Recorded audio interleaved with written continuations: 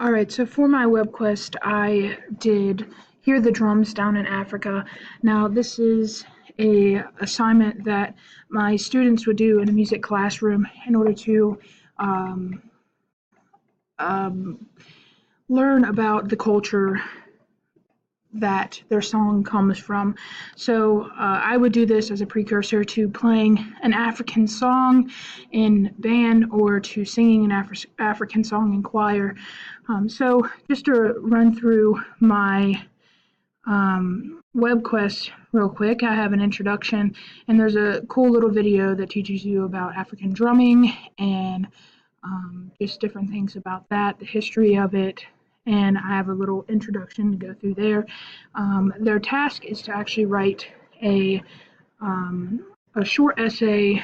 It's 3 pages on 3 important facts that they learned from the activity.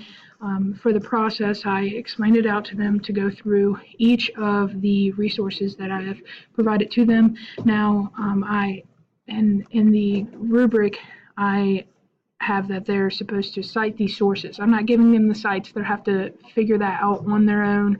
It's a part of integrating English into band so they can practice what they've learned in their other classes. And then conclusion, they've arrived safely at home, and you can see down here in the bottom is the rubric that I have.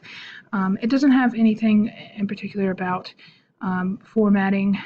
Basically, I told them up at the task that they are to write um, write an introduction with 3 separate paragraphs for their important facts and then a conclusion.